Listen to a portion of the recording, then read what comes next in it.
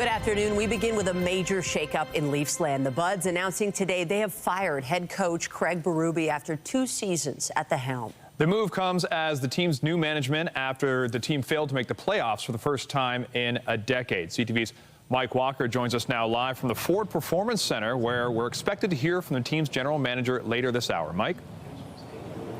And that will be soon. Up until today, Craig Berube's future with the Toronto Maple Leafs had been in limbo, but after missing the playoffs and changes made to the front office, Berube's tenure as head coach is officially over, and this is the first significant move for the Leafs' new GM, John Chayka. Now, a statement from Chayka reads in part, this decision is more reflective of an organizational shift and an opportunity for a fresh start that is an evolution, that is not an evaluation of Craig. Berube coached 2 seasons in Toronto, which included the Buds winning the Atlantic Division, but this past season they took a giant step back, finishing last in the division and missing the playoffs for the first time in a decade. Berube had 2 years remaining on his contract. We spoke with TSN 1050's Matt Cause, who said Berube's firing doesn't come as a surprise. The Maple Leafs went through their biggest point drop from one year to another. I mean, it was a disastrous season, and no sport fires coaches quicker than they do in the NHL. And I think so. My first reaction was kind of what took so long, but then I can understand what the Maple Leafs were doing. They wanted to get the general manager in place. So they hired John Chayka a couple weeks ago, and then they start to do the review, do the due diligence. Now, John Chayka is expected to be speaking with reporters in less than 30 minutes, and hopefully we'll get more insight on this firing and the search for the Leafs' next head coach. Reporting live with Mike Walker, Sean and Michelle, back to you. Thanks, Mike. Turning now to other news. An investigation is underway at a Scarborough home after a child was rushed to hospital in critical condition. Few details have been released, but police tell us a woman has been arrested in connection with this incident. Let's go live to CP24's Steve Ryan at the scene near Midland and Steeles this afternoon with the latest on the investigation. What can you tell us, Steve? Well, yesterday morning at the 9:30, Toronto police and paramedics responded to a home here on Port Royal Trail in Scarborough. As a result of the investigation that began, a woman was taken out in handcuffs and placed under arrest. Now, Toronto paramedics have confirmed with CP24 that they attended this call regarding a cardiac or respiratory arrest, and they said that the patient was in critical condition. We are told that this patient was a young child. Neighbors here saw what took place yesterday and did see the woman being escorted out in handcuffs, and here is what one of those residents said. Let's listen. The woman was in the car already, and people tell me that she is handcuffed. So I didn't know, what is the relationship of the family, eh? So because they have grandmother, I know that they have daughter, they have a daughter-in-law, 3 of them, female.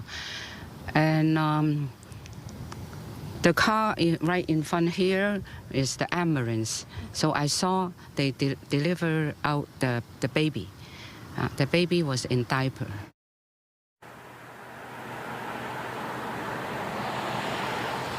Now, although we don't know the circumstances surrounding the arrest, what I can tell you, based on my previous experience as a police officer, is that if the police respond to a call where you have a young child in some sort of distress, oftentimes if there's a quick arrest made, that tells us that the police have unreasonable grounds to believe that, number one, there was some sort of negligence, duty of care was failed, or number 2, there was some sort of assault, and there is evidence on that child's body to suggest that there had been an assault. Those are often the most common situations where police make an arrest quickly after they attend a medical call regarding a young child. But police have not said what the circumstances were yet surrounding the arrest of this woman, nor do we know the connection between the woman and the child that remains in critical condition.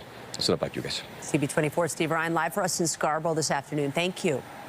Toronto police, meantime, are sharing dramatic images of a group of suspects allegedly fleeing the scene of an armed robbery over the weekend. Investigators publishing this video showing 4 masked people running in the area of Spadina and Bremner shortly before 5 a.m. on Sunday. Police say they were called after those suspects held a group of victims in a parked vehicle at gunpoint. It's believed they stole more than $500,000 worth of jewelry from those inside and then fled in a blue Nissan Rogue. One victim suffered minor injuries. Anyone with information is asked to contact police or Crime Stoppers. Police are also on the hunt for a loose dog in the city's West End that attacked and killed a smaller dog yesterday afternoon. The dog, which is described as a brown pit bull mix, is also believed to have attacked a person who suffered non-life-threatening injuries. CTV's John Musselman is live now from Weston and Lawrence with the latest on this. John?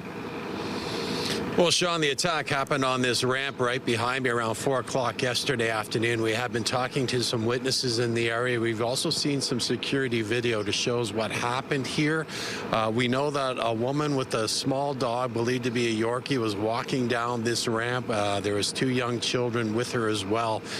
In the video that we've seen, a man with a large dog is walking towards the ramp. The dog is not on a leash. It then suddenly bolts toward the smaller dog and attacks it. It's quite a graphic, dramatic scene. There's a lot of screaming.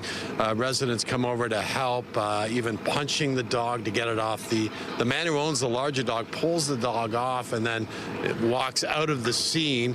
We spoke to a witness today. Here's what he had to tell us. Oh, it was just terrible. So then I got up and I went around the corner to see what was going on. And the owner had the dog by then by the collar. He didn't have a leash, just the collar. And he was whacking the dog 2 or 3 times, trying to get and the kids were there screaming. And the woman, she was on the ground. And finally, after he punched the dog 2 or 3 times, he got the dog off. The other little dog, which I couldn't really see much as it was small. Now, police have been on the scene all morning collecting security video. We also know they have the video that we have also obtained here. So they're using that to try to locate the owner of this large dog. Again, the small dog did die from this attack. And the dog that we saw attack this small dog was definitely not on a leash. Reporting live at the scene, I'm John Musselman. I'll send it back to you. Thank you, John.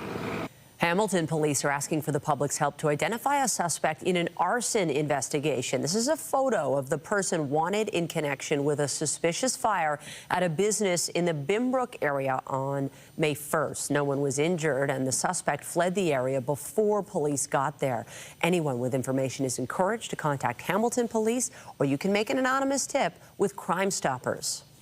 Peel police have arrested and charged 2 suspects accused of producing counterfeit license plates linked to criminal activity.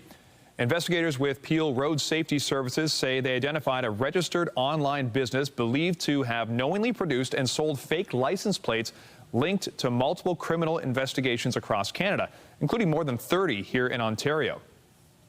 There's definitely a concern to the public, which is one of the reasons why we chose to investigate this. A number of these plates, as I mentioned, were involved in flight from police incidents. There are circumstances as well where we believe that these plates have been involved in collisions where the person involved in the collision fled the scene. So it's one of the main focuses on trying to shut this operation down is also to shut down the crime that's associated with these license plates. 27-year-old Tyler Matthew McLeod and 28-year-old Avery McLeod-Nolk, both of Hamilton, face several charges, including unlawfully making marks and possession of property obtained by crime.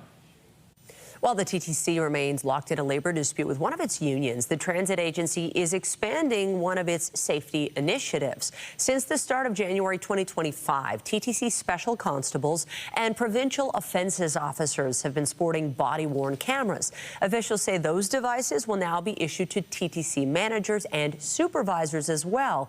They added that the rollout of cameras will include almost 150 station staff between now and the start of the World Cup. TTC policies say the camera will be activated only in situations beyond standard customer interactions, like safety or security incidents, wellness checks, or when a customer requests the camera be turned on. A 60-year-old Woodbridge man is facing 25 charges for trying to steal $1,500 worth of cheese and chocolate. Police were called to a store in Bradford yesterday. Officers later spotted the suspect's vehicle and pulled him over. Investigators say the accused was allegedly selling the stolen cheese and chocolate to several GTA businesses monthly. Well, more news in a moment, but first, here's a live look at the city this afternoon. Somewhat overcast. Lindsay Morrison joining us with a look at the current conditions. Lindsay, it's overcast now. We just keep looking towards that weekend, right? Yeah, it's still looking very nice for the weekend, Sean. We've got sunshine and we've got warmth, so that makes a day like this a little easier to get through. It is mostly cloudy. We're starting to see peaks of sun in some areas, like around Barrie, for example, but still seeing showers around Bancroft, Lindsay over toward Bob Cajun, and then Picton over toward Napanee. The chance of showers is with us again for the GTA today, but again, some clearing is expected for the afternoon. We're at 14 degrees right now. Notice how much cooler it is the further west you go. Only 5 degrees in places like Goderich and Owen Sound. Winds today are coming from a westerly direction and they are a little bit breezy. Here's your day at a glance. Overall, it is unsettled, although drier compared to what we experienced overnight and into early this morning. And a daytime high of 16 degrees is a little warmer than we've been, but tomorrow we're going to cool down again before the warmth really arrives for that long weekend. So we'll take you through the long-range forecast coming up. But for now, Sean, I'm going to send it back over to you. Thanks, Lindsay. Well, the race is heating up to be the Canadian headquarters of the new Defence, Security and Resilience Bank. At least 4 cities, including Toronto, are vying to host the international financial institution designed to fund defense projects and due to create thousands of jobs. CTV senior correspondent Judy Trin reports. Global finance and advanced innovation. Toronto launched its bid to host the new Defence and Security Resilience Bank with a glitzy video accompanied by a full-court press. We have Team Ontario, united to support Toronto. The new defense bank will involve 40 countries. It will hold assets of $135 billion US and employ 3,500 people. Canada will lead the world in defense finance. Period. Vancouver, Montreal, and Ottawa are competing for the headquarters. Analysts say the winning city needs to have more than just financial expertise. Good cultural sensibility. I think it needs to be able to communicate with different players in different countries. Toronto has the most diverse population, but the nation's capital has the most diplomatic ties. We're the home of 130 plus foreign missions and embassies. But Ottawa's airport doesn't have many international flights. Not a problem for Vancouver. We're the gateway to the Pacific. We actually are in the perfect time zone to bridge those gaps. The bank will lend money to smaller companies in NATO nations to help them build cutting-edge technology. The economics and the diplomacy. So we're the only city that can give both. The economic diplomacy that this bank needs. But Montreal could be hampered by Quebec's fall provincial election. There could be another referendum on separation, depending on who wins.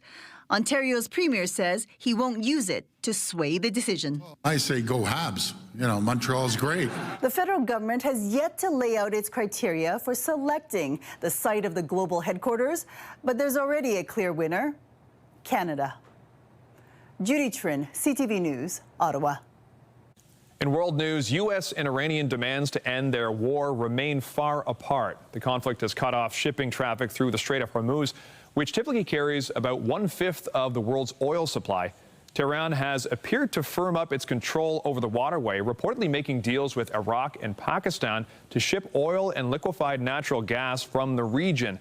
The International Energy Agency says the global oil supply will fall by around 3.9 million barrels per day this year, and more than 1 billion barrels of Middle East supply has already been lost. And the price at the pump is on the rise again ahead of the long weekend. GTA gas prices are sitting at $1.89.9 today on average. That's up 2 cents from yesterday, according to Dan McTagg with Canadians for Affordable Energy. The price hikes don't stop there. He says another 2 to 4 cent spike is due this week for most of southern Ontario. As for diesel, McTagg expects those prices to jump another 6 cents a litre to more than $2.20 at most GTA stations. Well, from the far side of the moon to Parliament Hill, 4 astronauts who captured the world's attention during a historic mission last month met with Prime Minister Mark Carney today. And CTV's Mike Lecoutel joins us live from Ottawa with more. Mike, what can you tell us about their stop in Ottawa? Yeah, really interesting in how they stopped first in his office. And there was a bit of a gift exchange for those 3 Americans and the 2 Canadians that were part of it. We know Jeremy Hansen, but also Jenny Gibbons, who was part of Capcom, so that mission control. And she was basically the lifeline and the voice between the astronauts and Earth. And what the Prime Minister did was he handed all of them, all 5 of them, these special moon mission commemorative coins made out of 99.9% pure silver. And he'd also gotten a gift from Jeremy Hansen, something that Hansen had promised to give him in that video call on April the 8th. And it was a little miniature Canadian flag that he gave to the Prime Minister.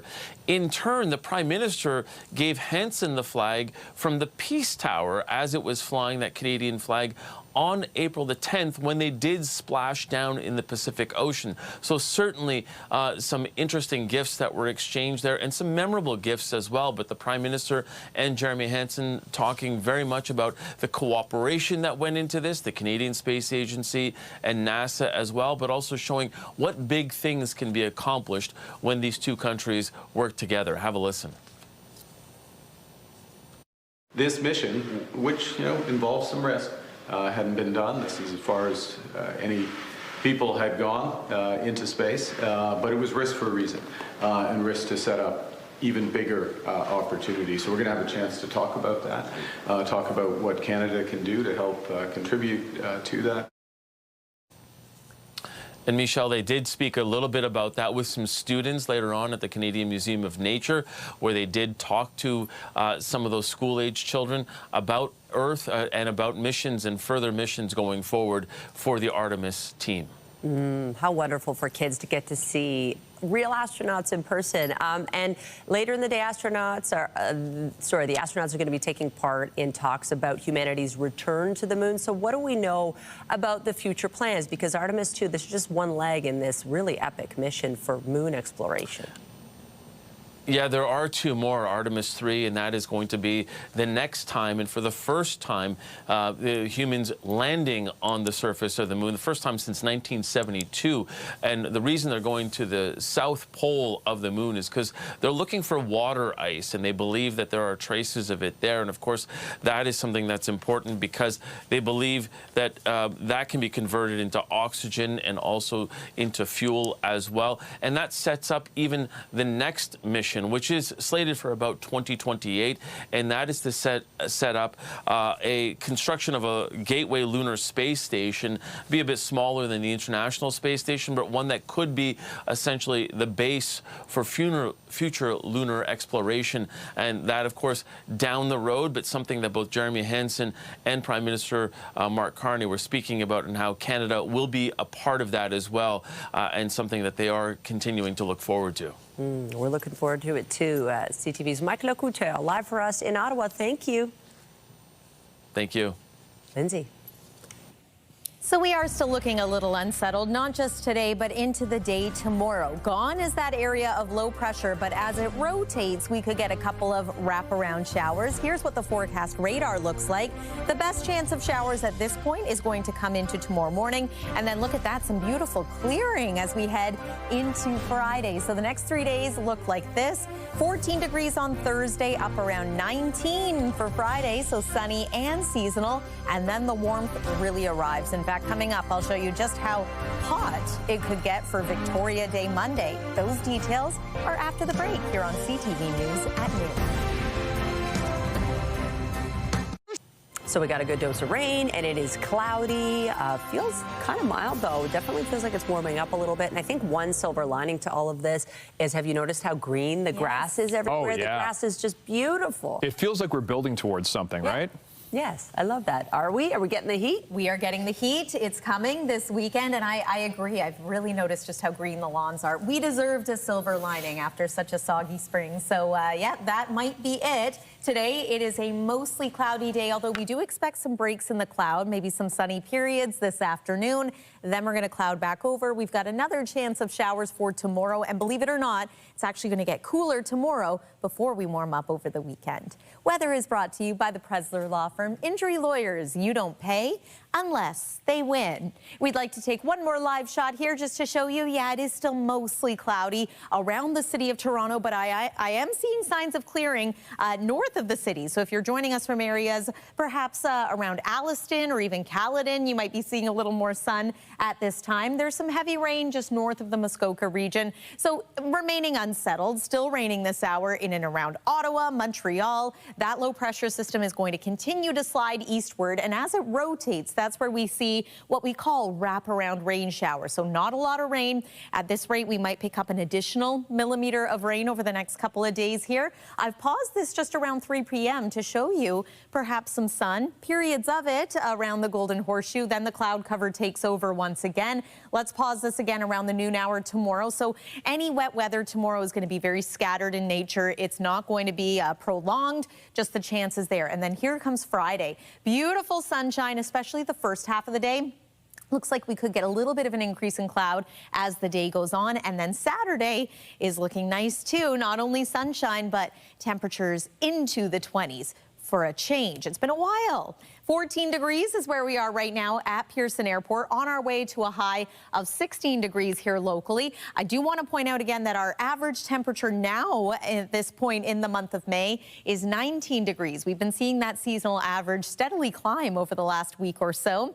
And we're now at that time of year where evening sports are happening. If there's a soccer game or a baseball practice in your neighborhood tonight, expect it to be, again, mostly cloudy through the evening hours. A little bit of sun possible late afternoon.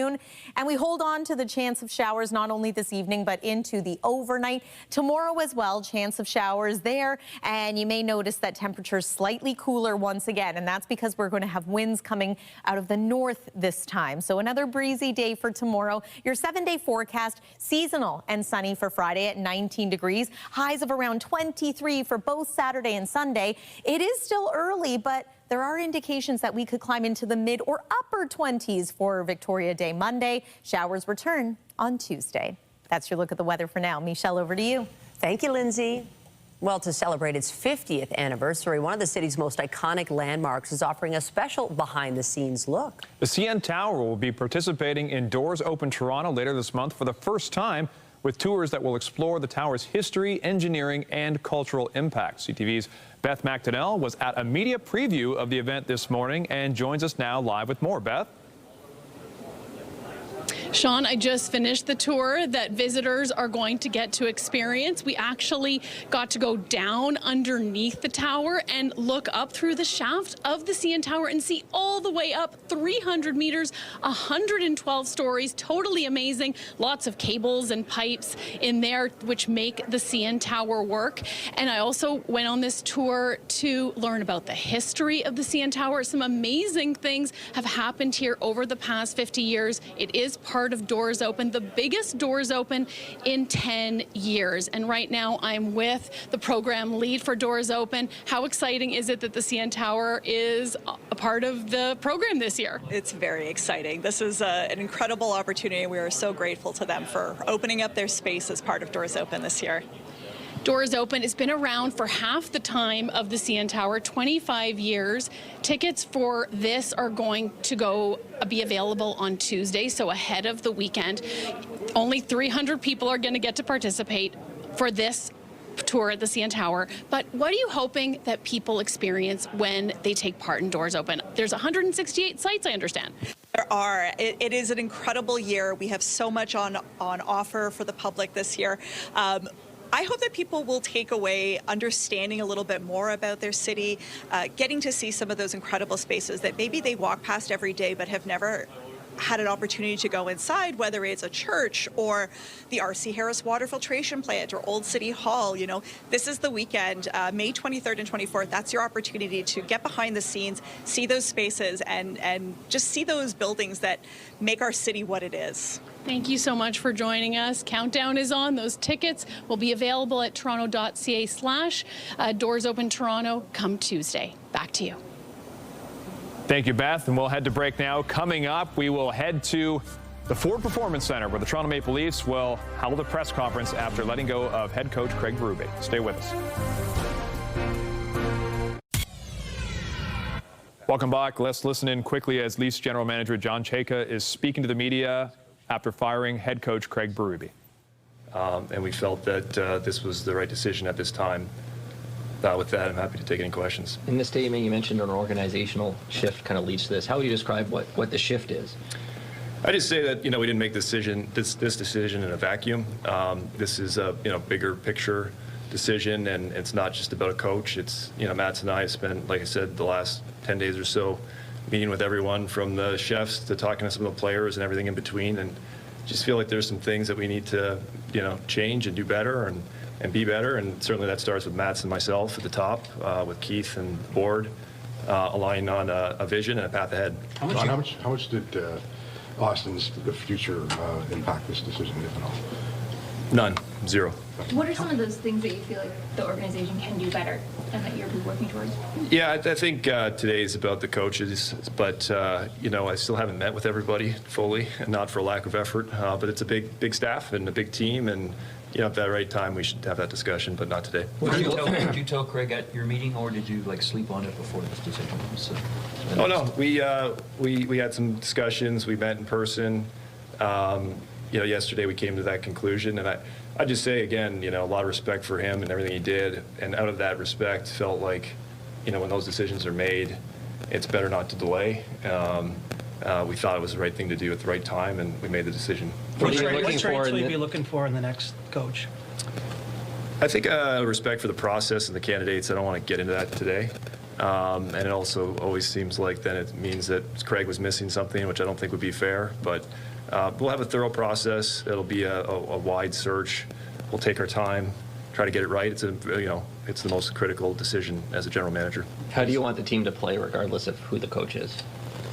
Yeah, I think that's a good discussion. I think regardless of who the coach is, we should have an organizational vision on how we play and the things we value, and then certainly through that process align on it. So again, I think it's best not to discuss all that today and not to bias the process. So we're going to have, like I said, a very wide and deep search, and there'll be people across all varying backgrounds and experiences, and through that we'll pick the right leader. I know you haven't met with everybody yet, but how much did feedback from the players about Craig kind of weigh into the decision?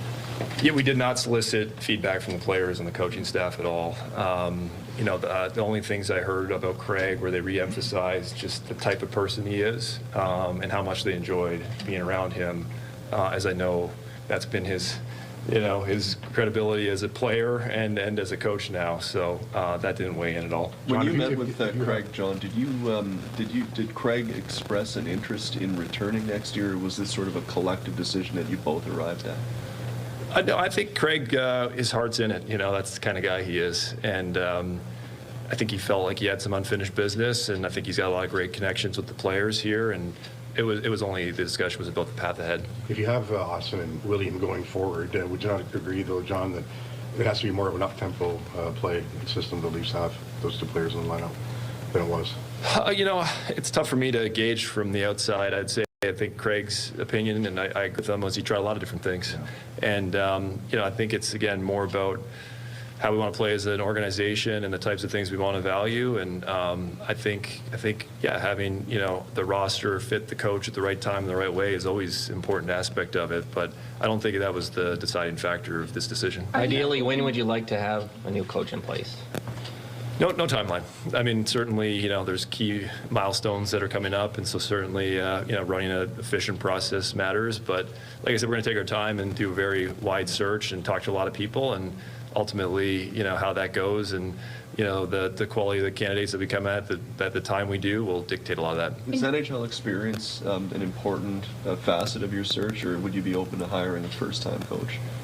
So yeah, I think we're going to start very wide and talk to as many people as we can with the varying backgrounds. As a general point, yeah, I think certainly experience in the NHL in larger markets could be an asset and will be weighed, but I wouldn't discount anything at this time. You will have a #1 pick and some other young guys coming back. How much is that going to factor into your decision? Again, I don't think it's going to factor in any differently if we didn't have, the #1 pick, in the sense of I think it's important to have the right, environment and the right setup for, players to come in and be their best. And certainly we'll value that and evaluate that as we talk to the different candidates. But I don't think the lottery, as an example, would influence how we think about the right candidate. When you get a chance to sit down with Austin, what do you want to get out of that meeting? Similar to all the players, honestly. I know Austin's the captain and, prolific goal scorer, and there's much attention on that for that reason. I understand that. From my perspective, as I said in my press conference, and it wasn't just the line, like I view the players as our partners.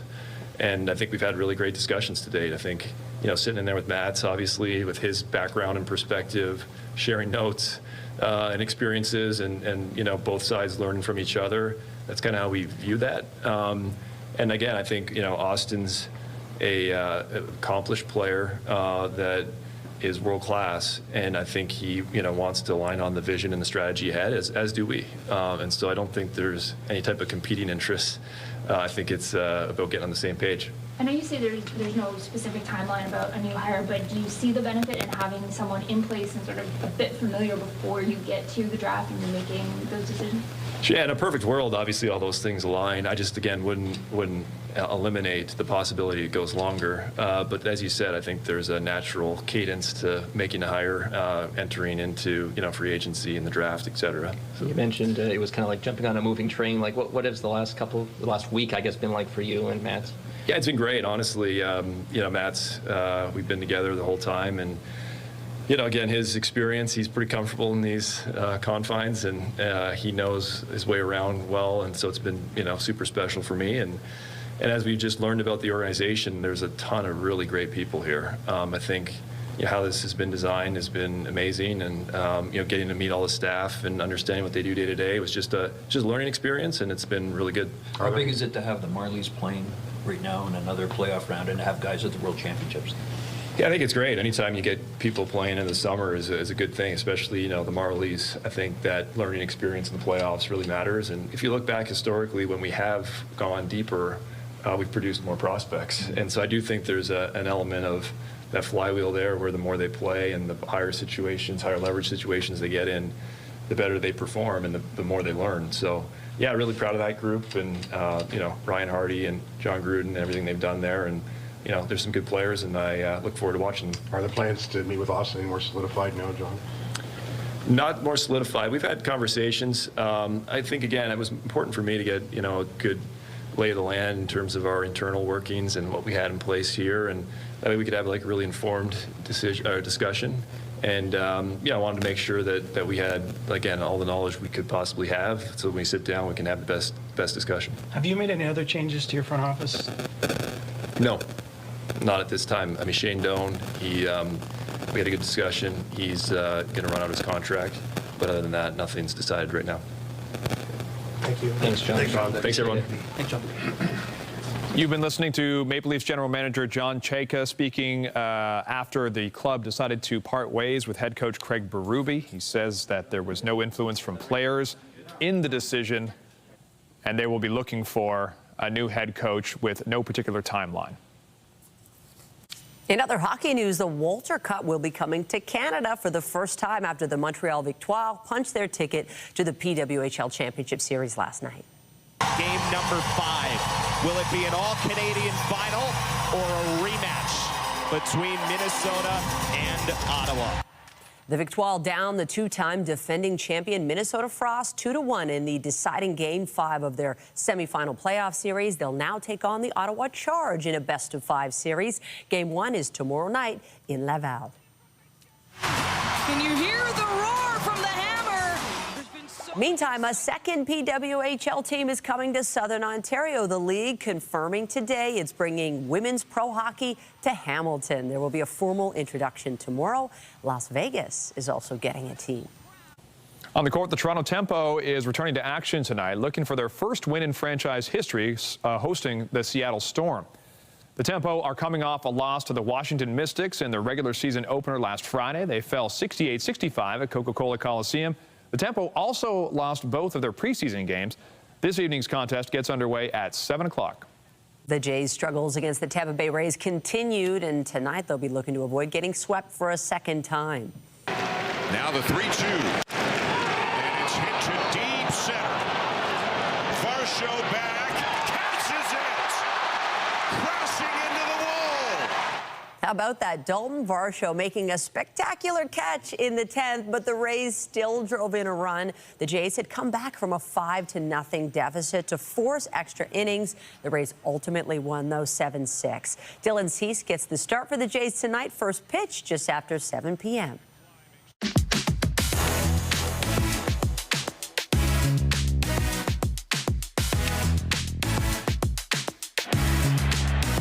back, Varsho.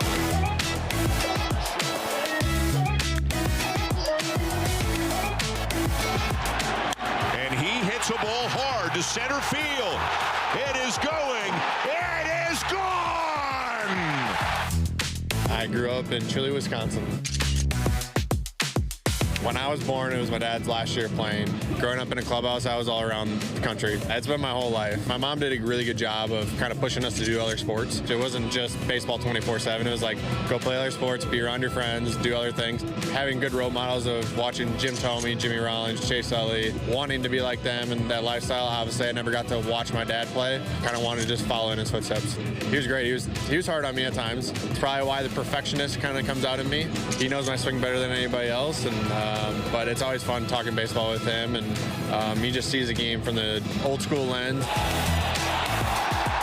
I just enjoy being outdoors. Obviously, like early mornings, late nights, being in the tree stand, and honestly, I just like the challenge of being able to go out there, watching them, and being able to try to figure them out. It has everything that you need. I mean, you can be outside 10 minutes and you're in a good spot to be able to be out in the woods, and you could drive 10 minutes into the city and now you're in a big city and being able to go to many restaurants. He caught that ball! I would say the fans. I mean, they're great. I mean, coming from Arizona to here, it's just a total different ball game of just, you have fans every day who are cheering you on from coast to coast. You go over to Seattle and fans travel from Vancouver down, and it's just a different type of group. For how big a city it is, like, fans do a really good job of, like, hey, when you're with your family, they kind of leave you alone and let you enjoy the night, but they just want to say hi. I think that's the coolest part, is they're very respectful and they cheer us on really hard.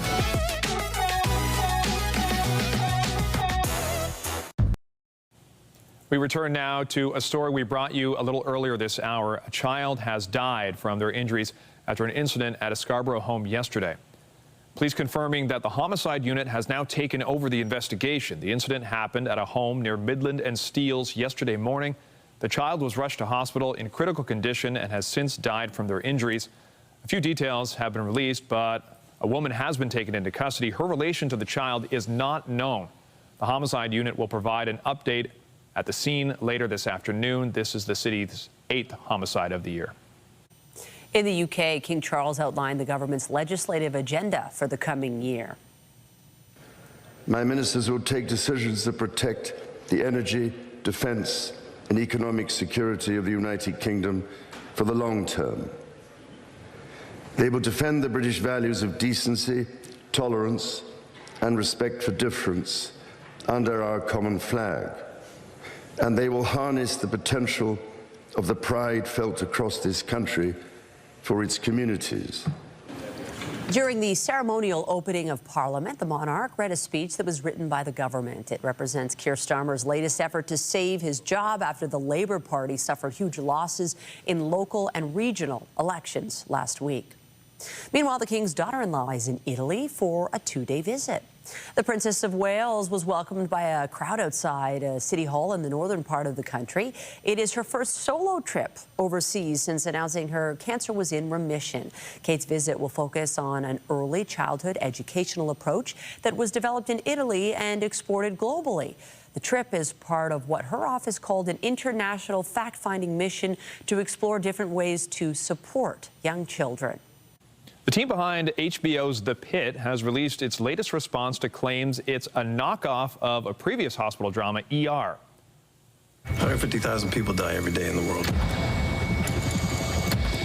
Today you got one of them, and we're going to get more. This is the latest salvo in a legal fight that started in 2024. The estate of ER creator Michael Crichton alleges The Pit is a derivative work of that series, which also starred Noah Weil. It argues the Emmy-nominated show violates a deal which would give his estate approval rights.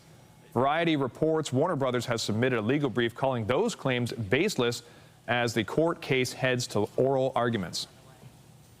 The Canadian writer and director behind the television show Heated Rivalry was given the Creative Impact Award at the recent Departure Honors. Since the show debuted last year, it remains a very busy time for Jacob Tierney and everyone involved in this hit show. CTV's Andrea Case reports. Det ska inte se just the church. We've nice. 6 months ago, model and actress Ksenia Daniela Hermalova's life changed forever. When Heated Rivalry premiered on Crave back in November, it would become a global phenomenon. It happens so fast, you know? You don't really expect, I think, these things to happen so quickly with so much momentum. But I really appreciated that it did. I think it was good that it also came out during the holidays and people were at home and they'd go on the internet and talk about it and, you know, other people would be like, ooh, I should watch that. You're an awesome player to watch. Yes. In case you haven't heard, based on Rachel Reed's book, Heated Rivalry is a queer romance drama about rival ice hockey players Shane Hollander and Ilya Rozanov and their years-long secret relationship. Cut. Good. One more. The series was written and directed by Montreal's Jacob Tierney. He had read the books and DM'd author Rachel Reed. I didn't know what I could do with it, but I knew I loved it. And I thought, you know, if I love it, maybe other people might love it too. So I just trusted my gut that I just thought it was such a great story and that it was different. It is fitting the Toronto-born model and actress of Russian and Trinidadian descent was cast to play Svetlana Petrova, Rozanov's childhood friend and occasional love interest. All of her lines are in Russian, which is her first language. I thought it was a really, really interesting story. I really liked how, especially the women characters were written, even though they're not the center focus, they are still part of these characters' lives, and they still feel like real people. They don't just feel like pawns to be used in their story. So I thought that was really interesting. And again, the story is so compelling and so emotional. So the series of books is called Game Changers, and for Tierney, already a multiple award winner, the project has changed his life. It's very nice. You know, obviously, Heated Rivalry opened up a world of opportunity for me that I'm incredibly grateful for. And yeah, you know, it's very exciting. This is such a bad idea. Look at this. Andrea Case, CTV News. How much pressure do you feel? Coming up, how iconic American donut chain Dunkin plans to take a bite of the Canadian market and why GTA residents will be getting their first taste.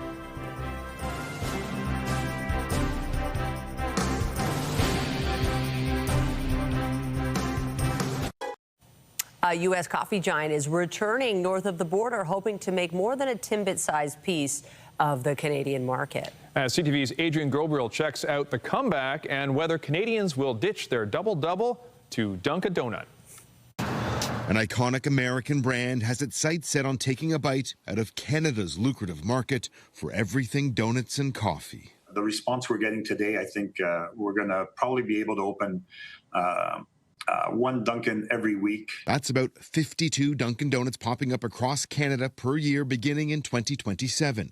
Canadian food restaurant operator Foodtastic, that also runs other popular chains across the country, says it signed a master franchising agreement with Dunkin's American owner Inspire Brands to bring hundreds of locations north of the border. The last Dunkin' in Canada previously closed up shop in 2018 after Quebec franchisees successfully sued the company for not sufficiently promoting the brand. They're going to slowly sort of nurture the brand in Canada and try to find a unique sort of flavor, unique menu for Canadians. Just how that will land on the palate of coffee-craving Canadians has sparked heated donut shop debate. Well, when I'm in the States, I enjoy the Dunkin' Donuts. Dirty secret. Yeah, but I mean, I can't say no to Tim's. Whatever tastes better, you're in. Yes. We would definitely try out the donuts. Foodtastic, who now holds Dunkin's rights in Canada, is Canadian, and they're pouring cold water over any anti-American impulses. We're based in Montreal and Toronto.